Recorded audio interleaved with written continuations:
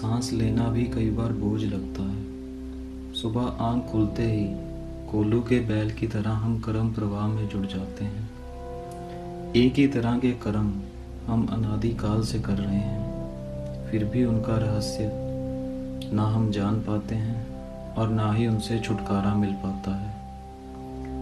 सारी चेष्टा पापी पेट के लिए ही हो रही है।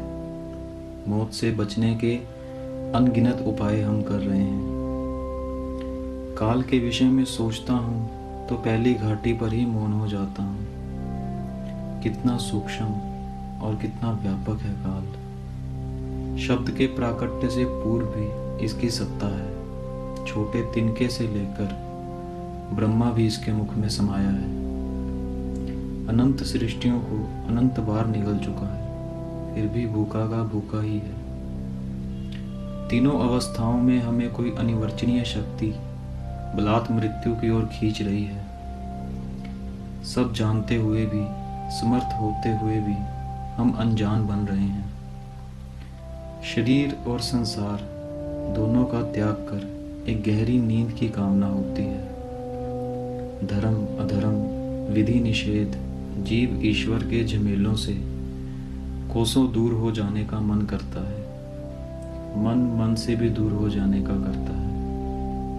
उब चुका हूँ इस संसार से, महाविश्राम की राह देख रहा हूँ। परमात्मा और माया का बनाया हुआ यह संसार बड़ा विचित्र है। जीवत्व में स्थित होते ही भावुक हो जाता हूँ। जिन पशु पक्षियों वृक्षों में लोग प्रकृति का सौंदर्य देखते हैं, उसमें मुझे अनादिकाल से कर्म फल की गठरी सिर पर उठाए जीव दिखते हैं। उनकी दशा, उनके अज्ञान से अंदर तक मैं सहम जाता हूँ। मेरा मन कुछ ऐसा बन गया है कि शीघ्र ही तदाकार वृत्ति धारण कर लेता है।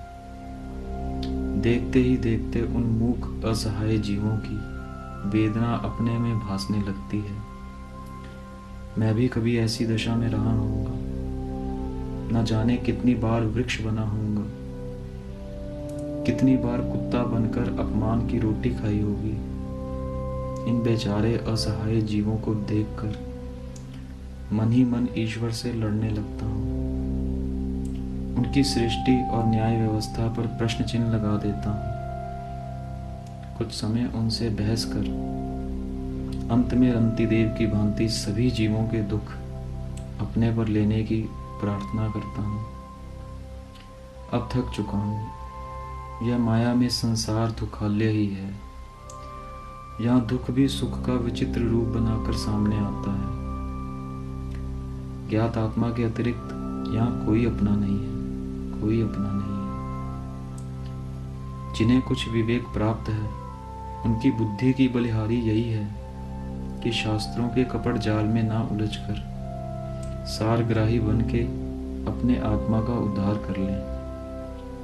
जो श्रद्धावान है वे सगुण साकार भगवान के किसी एक रूप का अनन्यता से आश्रय ग्रहण करके सर्वभूत हिते रतः अर्थात सभी प्राणियों के हित में अपनी गतिमति स्थिति करके भगवान को संतुष्ट करें। नारायण। दोस्तों, वीडियो अच्छी लगी तो लाइक कीजिए, चैनल को सब्सक्राइब कीजिए।